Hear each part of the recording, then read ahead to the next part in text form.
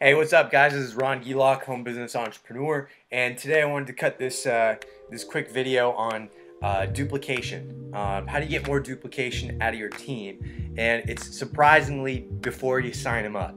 Stay tuned. This is going to be awesome. Okay, so we're talking about creating more duplication in your existing network marketing team.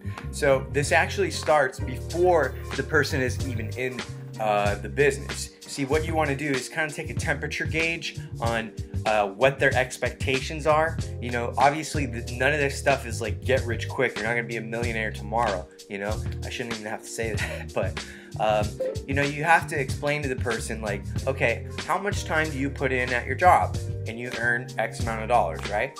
Okay, so with this, you expect that you're going to be putting in some time as well, and you know, you'll be earning an income, right?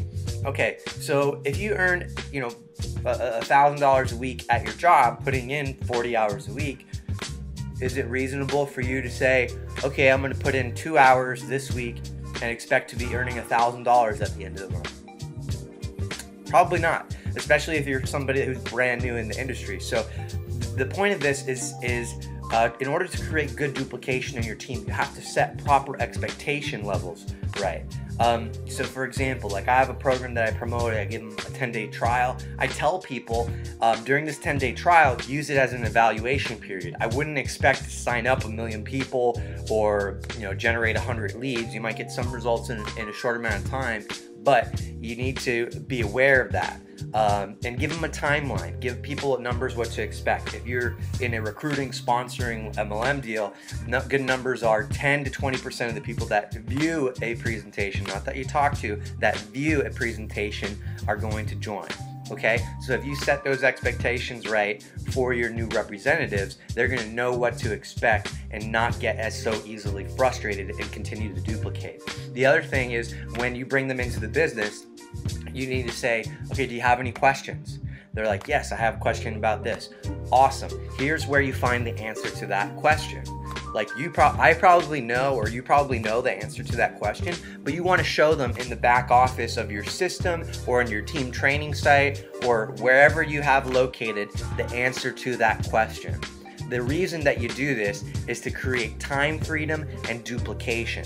If you're teaching your representative where to find the answers to their questions that the company has already provided or your team training site has already set up, this is creating time freedom for you, and this is highly leverageable and highly duplicatable as well. So now that that new rep knows what they have to do to get their questions answered, guess how they're going to train their team?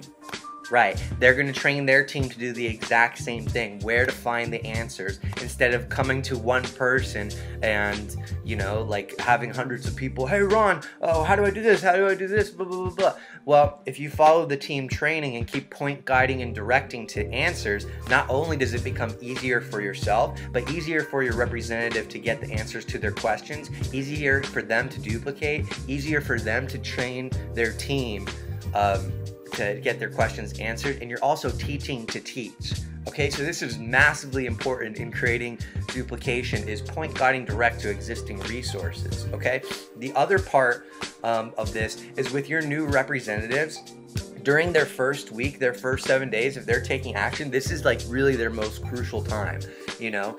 So what I do is I will check in with them on their first week. As soon as I get them started, I go, okay, here's are your first steps. 1, 2, 3. You need to do those steps and get back to me. Okay? How long or how soon do you think you can let's just say, how soon can you make your list? Okay?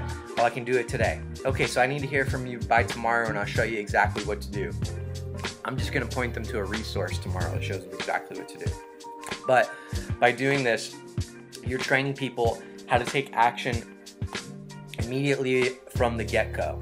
Okay, so if you give somebody like homework to do, this is how you start your business, and then a few days later you check in with them, hey, how did the pro training go, or how did the quick start training go, how's your list coming along? This is going to be another temperature gauge to see how serious they are and if they're taking action.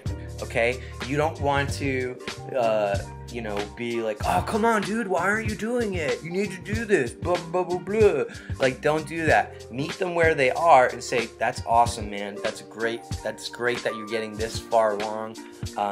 You know, people who are having success, complete the pro training, they make their list, they get their exposures out there, and that's where I see a lot of people having success. Okay, you never condemn anyone for the action that they're doing, even if it's wrong.